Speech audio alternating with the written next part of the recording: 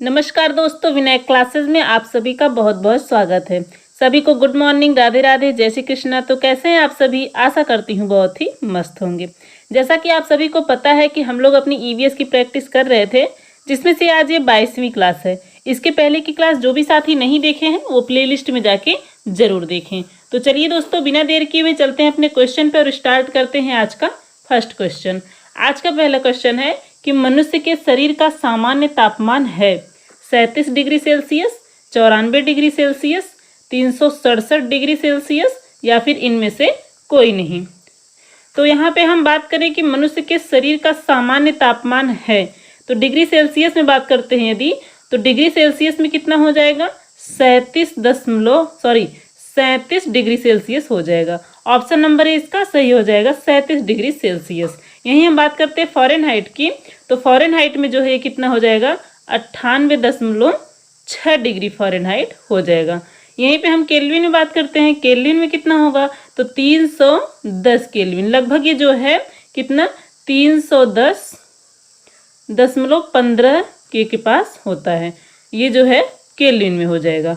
इसका आंसर जो हो जाएगा ऑप्शन नंबर ए हो जाएगा, 37 डिग्री सेल्सियस मनुष्य के शरीर का सामान्य तापमान है। इसका आंसर फर्स्ट हो जाएगा। नेक्स्ट क्वेश्चन है कि सूर्य के प्रकाश के अदृश्य भाग से प्रकाश संश्लेषण किया जाता है वृक्षों द्वारा, कवक द्वारा, फफूंद द्वारा या फिर बैक्टीरिया द्वारा। तो सूर्य के प्रकाश के अदृश्य भाग से प्रकाश संश्लेषण किया जाता है किसके द्वारा पूछा है। तो सूर्य के प्रकाश के अभाव में भी प्रकाश संश्लेषण की क्रिया होती है, और वह जो है कहाँ पर होती है? तो समुद्र की गहराई में। कहाँ पे? समुद्र की जो है वो गहराई में होती है। समुद्र में जो काई पाई जाती है उसे क्या कहते हैं? उसे कहते हैं नील हरित शैवाल। क्या कहते हैं? नील हरित शैवाल कहते हैं। और नील हरित शैवाल जो है दो चीजों से मिलकर बना होता है। किससे? शैवाल से प्लस जीवाणु से, शैवाल प्लस जीवाणु से मिलकर बना होता है। इन्हीं दोनों का जो कंबाइंड रूप से होते हैं, इन्हीं को हम जो लोग क्या कहते हैं? इन्हीं को हम लोग सामान्यतः नील हरित शैवाल कहकर पुकारते हैं। इसका आंसर ऑप्शन नंबर डी हो जाएगा, बैक्टीरिया द्वारा। सूर्य के प्रकाश के अभाव में जो है अदृश्य भाग में भी प्रकाश संश्लेषण किसके द्वारा किया जाता है? बैक्टीरिया द्वारा किया जाता है। कुछ विशिष्ट हरे सल्फर बैक्टीरिया सूर्य के प्रकाश के अदृश्य भाग को भी अवशोषित करके प्रकाश संश्लेषण की क्रिया करते हैं। और यह जो है लगभग 400 से 8000 फीट तक, कितना? 8000 फीट की गहराई तक आराम से प्रकाश संश्लेषण की क्रिया कर लेते हैं। इसका आंसर जो है ऑप्शन नंबर डी हो जाएगा, बैक्टीरिया द्वारा। अगले क्वेश्चन पे आते हैं। अगला क्वेश्चन है कि भारत की प्रथम आदिवासी महिला राष्ट्रपति कौन है? प्रथम महिला राष्ट्रपति तो पूछा है, साथ साथ क्या पूछा है? आदिवासी। भारत की प्रथम आदिवासी महिला राष्ट्रपति कौन है? प्रतिभा देवी सिंह, द्रौपदी मुर्मू जी, या फिर दोनों, या इनमें से कोई नहीं। तो भारत की प्रथम आदिवासी महिला जो है वो कौन है? तो द्रौपदी मुर्मू जी हैं। ऑप्शन नंबर बी इसका सही हो जाएगा। और भारत की पहली महिला राष्ट्रपति की बात करें कि भारत की पहली महिला राष्ट्रपति कौन थी, तो हो जाएंगी प्रतिभा देवी सिंह पाटिल। प्रतिभा देवी सिंह पाटिल जो है वो भारत की पहली महिला राष्ट्रपति थी। और राष्ट्रपति पद का प्रावधान किस अनुच्छेद में है? तो अनुच्छेद कौन सा हो जाएगा यहाँ पे? अनुच्छेद जो है हो जाएगा 52। कौन सा? 52। इसका आंसर सेकंड हो जाएगा। नेक्स्ट पे आते हैं। अगला क्वेश्चन है कि पर्यावरण शिक्षण के लिए निम्नलिखित में से कौन सा उपर्युक्त नहीं है? निगेटिव पूछा है, किसमें से कौन सा नहीं है? क्षेत्र भ्रमण विधि, कहानी कविता विधि, परियोजना विधि या फिर पठन विधि। तो इनमें से कौन सा है जो पर्यावरण शिक्षण के लिए उपर्युक्त नहीं है? बात करते हैं क्षेत्र भ्रमण विधि की, तो प्रत्यक्ष अनुभव जो प्रदान करते हैं उसको क्या कहते हैं? क्षेत्र भ्रमण विधि। जैसे कि हम बच्चों को भ्रमण पे लेके जाते हैं, तो वहाँ पे बच्चे के जो कुछ भी सामने से वो देखते हैं तो उनका क्या होता है? वो प्रत्यक्ष अनुभव कर पाते हैं। जब वो चीज़ों को सामने से देखते हैं तो वो बहुत, उनका ज्ञान जो है वो अस्थायी होता है, वो लंबे समय तक उसको भूल नहीं पाते हैं और उनको सीखने में भी आसानी होती है। कहानी कविता विधि, तो ये जो है कल्पनात्मक होती है। किसी बच्चे को आप यदि कहानी सुनाएंगे तो वो देखिए अक्सर बीच बीच में पूछते रहते हैं कि मतलब कि क्या होगा इसके आगे, कैसे होगा। उनको एक कल्पना, उनके दिमाग में एक कल्पना सी बन जाती है। जैसे कि अभी आप बात करेंगे कि एक परियों की कहानी, हम चलिए आज आपको परियों की कहानी सुनाते हैं, तो उनके माइंड में एक इमेज जैसा बन जाता होगा कि परियां कैसी दिखती होंगी, उनके पास क्या होते होंगे, कैसे होती होंगी, वो क्या खाती होंगी। ये सब क्या है, ये कल्पना है। और उनको जानने की उसके प्रति क्या होती है, जिज्ञासा होती है, वो उसमें रुचि लेते हैं। तो कहानी कविता विधि द्वारा बच्चों में क्या होता है, कल्पना, जिज्ञासा, रुचि, इन सब का जो है वो विकास होता है। तो ये भी हमारा आंसर नहीं होगा, इसमें निगेटिव पूछा है। और परियोजना विधि की बात करते हैं तो प्रोजेक्ट जो है ये बच्चों को क्रियाशील बनाता है। परियोजना के माध्यम से बच्चे जो है वो क्रियाशील रहते हैं, कुछ न कुछ करने के लिए वो एक्टिव हो जाते हैं। तो इसमें से ये तीनों तो हमारा नहीं होगा क्योंकि इसमें निगेटिव पूछा है। बात करें पठन विधि की तो इसका आंसर यही हो जाएगा पठन विधि, ऑप्शन नंबर डी। किताबी ज्ञान पर जो जोर देता है और व्याख्यान विधि, इसको क्या बोलते हैं, पठन विधि को, ये व्याख्यान विधि द्वारा पढ़ाना पठन विधि के अंतर्गत आता है। तो ये जो है किताबी ज्ञान पर जोर देता है। तो यहाँ पे पूछा है पर्यावरण शिक्षण के लिए निम्नलिखित में से कौन सा उपयुक्त नहीं है, तो इसके अकॉर्डिंग ये ऑप्शन नंबर डी हो जाएगा कि पठन विधि जो है नहीं है। नेक्स्ट पे आते हैं। अगला क्वेश्चन है कि गोरखपुर में मई जून माह में लगने वाला मेला है, कौन सा मेला? खिचड़ी मेला, तरकुलहा देवी का मेला, वाले मियाँ का मेला, या फिर गोरखपुर महोत्सव मेला। तो गोरखपुर में मई जून की माह में लगने वाला मेला इसमें से कौन सा है पूछा है। बात करें खिचड़ी मेला की तो मकर संक्रांति के अवसर पर जो लगता है उसको क्या, कौन सा मेला कहते हैं, उसको खिचड़ी मेला कहते हैं। और ये कब लगता है, तो ये 14 जनवरी को लगता है। और गोरखनाथ मंदिर में जो है खिचड़ी जो है वो चढ़ाई जाती है ये खिचड़ी मेले में। और बात करें यहाँ पे तरकुलहा देवी का मेला की तो चैत्र मास की नवरात्रि में ये लगता है। और यहाँ जो है आस्था और देशभक्ति का प्रतीक माना जाता है। तरकुलहा देवी का मेला जो है ये आस्था और देशभक्ति का प्रतीक माना जाता है। यहाँ पे वीर जवानों को याद किया जाता है। बाले मियाँ का मेला की बात करें तो बाले मियाँ की दरगाह पर ये सांप्रदायिक सौहार्द के लिए मेला लगता है। और इसका आंसर भी यही हो जाएगा, ये गोरखपुर में मई जून माह के में लगने वाला ये मेला है। ऑप्शन नंबर सी इसका सही हो जाएगा, बाले मियाँ का मेला। गोरखपुर महोत्सव की बात करते हैं तो जनवरी में जो ये गोरखपुर महोत्सव का आयोजन होता है वो जनवरी में किया जाता है। इसमें हस्तशिल्प जो है, हस्तशिल्प का मेला लगता है और विभिन्न प्रकार के व्यंजनों का जो है मेला लगता है। और यह जो है एक सामाजिक मेला माना जाता है, सभी प्रकार की समाज संस्कृति का मिलन यहाँ पे होता है। इसका आंसर ऑप्शन नंबर सी हो जाएगा। अगला क्वेश्चन है कि विश्रामावस्था में स्वस्थ हृदय की प्रति मिनट धड़कन होती है 70, 75, 80 या फिर 72। तो विश्रामावस्था में स्वस्थ हृदय की जो है प्रति मिनट धड़कन कितनी होती है, इसका आंसर हो जाएगा ऑप्शन नंबर डी। विश्रामावस्था में एक स्वस्थ व्यक्ति के हृदय की धड़कन औसतन प्रति मिनट की दर से कितनी होती है, 72 होती है। इसका आंसर ऑप्शन नंबर डी हो जाएगा। नेक्स्ट क्वेश्चन है कि वे जंतु जिनके शरीर पर बाल होते हैं और जिनके बाहरी कान होते हैं वे क्या कहलाते हैं? जरायुज, अंडप्रजक, दोनों, या फिर इनमें से कोई नहीं। तो वे जंतु जिनके शरीर पर बाल होते हैं, पूछा है कि वे जंतु जिनके शरीर पर बाल होते हैं और जिनके बाहरी कान होते हैं वो क्या कहलाते हैं? वो कहलाते हैं, ऑप्शन नंबर ए सही हो जाएगा, जरायुज। जो सीधे बच्चे देते हैं वो जरायुज की श्रेणी में आते हैं।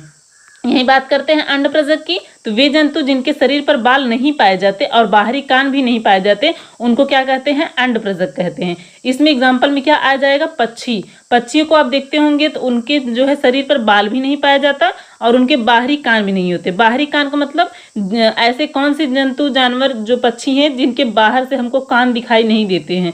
जैसे कि एग्जाम्पल में देखिए गाय, भैंस, कुत्ता, बकरी, ये सब जो है इनको देखिए, इनके जो है बाहर कान दिखाई देते हैं, इनके कान को हम देख पाते हैं। लेकिन पक्षियों के जो है वो कान नहीं होते हैं, बाहर से कान उनको दिखाई नहीं देते हैं। तो यहाँ पे सांप जो है ये पक्षी नहीं है, फिर भी जो है इन्हीं के अंतर्गत आते हैं। सांप के भी बाहरी कान नहीं होते हैं। पक्षी की बात करते हैं, पक्षी के शरीर पर बाल नहीं पाए जाते हैं।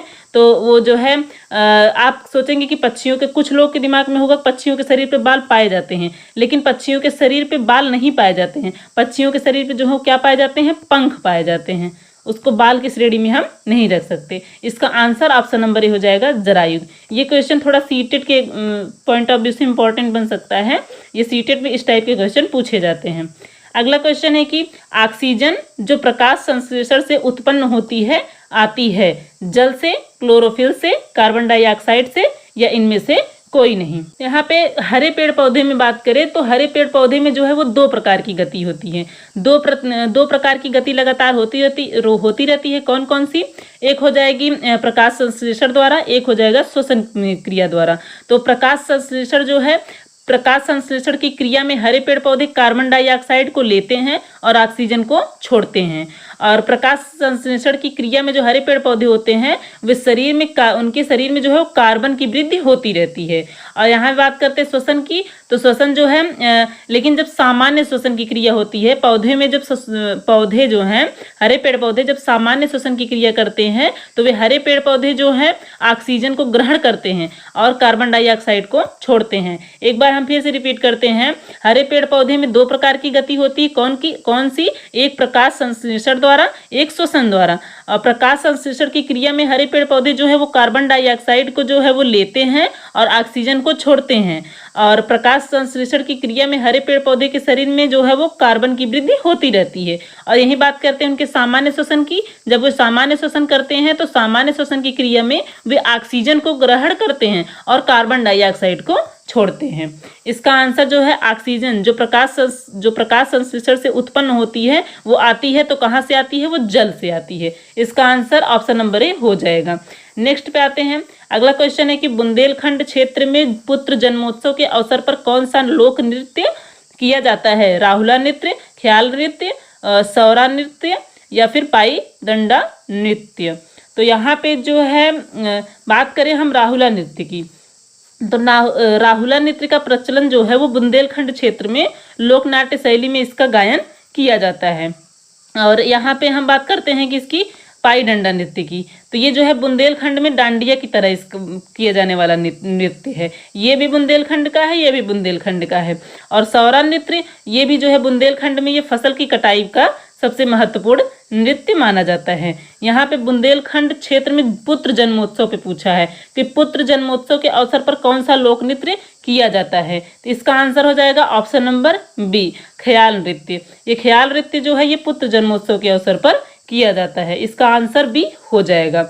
नेक्स्ट क्वेश्चन है कि उज्जैन का प्रसिद्ध महाकालेश्वर मंदिर किस नदी के किनारे स्थित है? क्षिप्रा नदी, बेतवा नदी, चंबल नदी या फिर सोन नदी।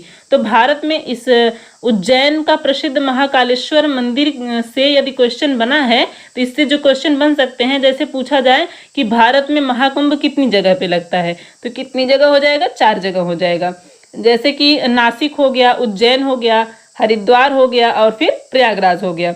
इसमें से इम्पोर्टेंट बन सकता है कि प्रयागराज की क्वेश्चन बनता है कि विश्व का सबसे बड़ा मेला कौन सा लगता है, तो विश्व का सबसे बड़ा मेला कौन सा हो जाएगा? वो प्रयागराज हो जाएगा। क्या हो जाएगा? प्रयागराज हो जाएगा। और नासिक की बात करें तो नासिक जो है वो महाराष्ट्र का मेला है, महाराष्ट्र। और किस नदी पे लगता है? गोदावरी नदी पे। उज्जैन जो है ये मध्य प्रदेश में क्षिप्रा नदी के किनारे लगता है। कौन सा हो जाएगा? ऑप्शन नंबर ए हो जाएगा। हरिद्वार की बात करते हैं, हरिद्वार का मेला उत्तराखंड राज्य के गंगा नदी के किनारे पर लगता है। कहाँ पे? गंगा नदी। इसका आंसर ऑप्शन नंबर ए हो जाएगा, क्षिप्रा नदी। अगला क्वेश्चन है कि भारत में सर्वाधिक कोयला कहाँ पर पाया जाता है? तो झारखंड, छत्तीसगढ़, उड़ीसा या फिर इनमें से कोई नहीं। सर्वाधिक की बात किया है कि भारत में सर्वाधिक कोयला कहाँ पर पाया जाता है। पाया तो इन सब में से जाया जाता है, लेकिन यहाँ पे सर्वाधिक पूछा है कि सर्वाधिक कोयला कहाँ पे पाया जाता है, तो इसका आंसर हो जाएगा option number A, Jharkhand. Bharat में कोयला के सर्वाधिक भंडार जो है वो झारखंड में है, लेकिन उत्पादन में देखा जाए तो उत्पादन में जो है वो उड़ीसा है। उड़ीसा में जो है ज़्यादा उत्पादन होता है, लेकिन भंडारण की दृष्टि से झारखंड फर्स्ट स्थान पे हो जाएगा। फर्स्ट पे आ जाएगा झारखंड, सेकंड पे आ जाएगा उड़ीसा और थर्ड पे आ जाएगा छत्तीसगढ़। ये छत्तीसगढ़। झारखंड में जो है वो कुल कितना लगभग भंडारण है? वो 70% तक कोयले का भंडारण है। इसका आंसर जो है ऑप्शन नंबर ए हो जाएगा, झारखंड। चलिए नेक्स्ट पे आते हैं। अगला क्वेश्चन है कि भारत में शिक्षा के लिए पहला प्रमुख अधिनियम था चार्टर एक्ट 1813 या फिर वुड्स डिस्पैच 1854, विश्वविद्यालय अधिनियम 1904, वर्धा योजना 1937। तो भारत में शिक्षा के लिए पहला प्रमुख अधिनियम कौन सा था? तो हो जाएगा चार्टर एक्ट। ऑप्शन नंबर इसका सही हो जाएगा, चार्टर एक्ट 1813। ये जो है भारत में शिक्षा के लिए पहला प्रमुख अधिनियम था। चार्टर एक्ट 1813 के अंतर्गत ही पहली बार जो है वो शिक्षा पर कितना 1 लाख, कितना 1 लाख रुपए खर्च करने की बात की गई थी। और क्वेश्चन बने यदि कि भारतीय शिक्षा का मैग्ना कार्टा किसको कहा जाता है, तो किसको कहा जाता है, वुड्स डिस्पैच को। वुड्स डिस्पैच जो है प्राथमिक स्तर पर मातृभाषा में शिक्षा दी जाए, कहाँ आया, वो वुड्स डिस्पैच में ही आया था। और विश्वविद्यालय अधिनियम मुख्य उद्देश्य क्या था, तो शिक्षा के स्तर में सुधार करना विश्वविद्यालय अधिनियम का मुख्य उद्देश्य था। वर्धा योजना, इसी को जो है बुनियादी शिक्षा जो है भी कहते हैं, क्या कहते हैं, बुनियादी शिक्षा। इसके अंतर्गत जो है 7 से लेकर 14 वर्ष तक, कितना, 7 से 14 वर्ष तक के बालकों को निःशुल्क शिक्षा प्रोवाइड की जाए, वो किसके अंतर्गत की गई, वर्धा बुनियादी शिक्षा, वर्धा योजना के अंतर्गत। इसका आंसर जो है ऑप्शन नंबर ए हो जाएगा। नेक्स्ट क्वेश्चन है कि अदरक का सर्वाधिक उत्पादन होता है केरल में, बिहार में, आंध्र प्रदेश या फिर इनमें से कोई नहीं। तो अदरक पूछा है, तो इसमें से क्वेश्चन बन सकता है कि तना की श्रेणी में कौन कौन से आता है। अदरक ये क्या है, जड़ है, तना है, फूल है, पत्ती है, ऐसा क्वेश्चन आता है। सीटेट में तो अक्सर आता है और यूपी टेट में भी कभी कभार पूछ लिया जाता है। तो यहाँ पे हम बात करें कि तना की श्रेणी में कौन कौन सा आता है, तो आलू हो गया, प्याज हो गया, लहसुन, अदरक, हल्दी, ये सब जो है किसके अंतर्गत आते हैं, ये सब जो है तना के अंतर्गत आते हैं। इसका पूछा है कि अदरक का सर्वाधिक उत्पादन होता है, कहाँ पे होता है, तो इसमें से तीनों में से जो है, इसमें से कोई नहीं, सबसे अधिक सर्वाधिक उत्पादन जो है इसमें से किसी में नहीं होता है। इसका आंसर हो जाएगा ऑप्शन नंबर डी, कोई नहीं। भारत में जो है वो अदरक का सर्वाधिक उत्पादन मध्य प्रदेश करता है। कौन करता है, मध्य प्रदेश करता है। मध्य प्रदेश अकेले ही देश की कुल अदरक उत्पादन का लगभग 22 से कितना, 22 से 31% तक उत्पादन ये करता है। इसका आंसर डी हो जाएगा। नेक्स्ट क्वेश्चन पे आते हैं। अगला क्वेश्चन है कि अंतरिक्ष में जाने वाला पहला जानवर है कौन सा। इसमें से पूछा है कुतिया, बंदर, बिल्ली या कोई नहीं। अंतरिक्ष में जाने वाला पहला जानवर, इसमें से पूछा है कि कौन सा पहला जानवर है, तो इसका आंसर हो जाएगा फर्स्ट, कुतिया। सोवियत संघ द्वारा 3 नवंबर 1957 को, कब, 1957 को अंतरिक्ष यान में लाइका नामक, कौन सा, लाइका नामक एक कुतिया को भेजा गया था। तो अंतरिक्ष में जाने वाला पहला जानवर कौन सा हो जाएगा, कुतिया हो जाएगा। ऑप्शन नंबर ए इसका सही हो जाएगा। नेक्स्ट क्वेश्चन है कि असत्य कथन की पहचान करें। इसमें से पूछा है कि असत्य कथन की पहचान करें। अम्ल का पीएच मूल्य 7 से कम होता है, क्षार का पीएच मूल्य 7 से कम होता है, अम्ल नीले लिटमस पत्र को लाल कर देता है, क्षार लाल लिटमस पत्र को नीला कर देता है। असत्य कथन की पूछा है कि इसमें से कौन सा एक है जो कि गलत है। असत्य है तो मतलब 3 सही है और एक गलत है। तो अम्ल का पीएच मूल्य जो है वो 7 से कम होता है, ये तो सही है। क्षार का पीएच मूल्य 7 से कम होता है, ये गलत है। क्षार का पीएच मूल्य जो है वो 7 से कम नहीं होता है, कितना होता है, 7 से अधिक होता है। कितना होता है, अधिक होता है। और अम्ल नीले लिटमस पत्र को लाल कर देता है, ये भी सही है। क्षार लाल लिटमस पत्र को नीला कर देता है। तो इसमें से जो है ये सब हमारा सही हो जाएगा। यही ऑप्शन नंबर बी है जो कि ये असत्य है, गलत है। तो इसका आंसर यही हो जाएगा क्योंकि असत्य पूछा है। ऑप्शन नंबर बी इसका सही हो जाएगा। तो आज का सेशन हमारा यहीं पे कंप्लीट होता है। कैसी रही क्लास कमेंट करके जरूर बताएं। पूरा वीडियो देखने के लिए आप सभी का बहुत बहुत धन्यवाद। और वीडियो यदि पसंद आई हो तो एक लाइक करना ना भूलें। चैनल पे यदि नए हैं तो आप चैनल को सब्सक्राइब भी कर लें। तो चलिए दोस्तों, मिलते हैं एक नई वीडियो में एक नई जानकारी के साथ। तब तक के लिए नमस्कार।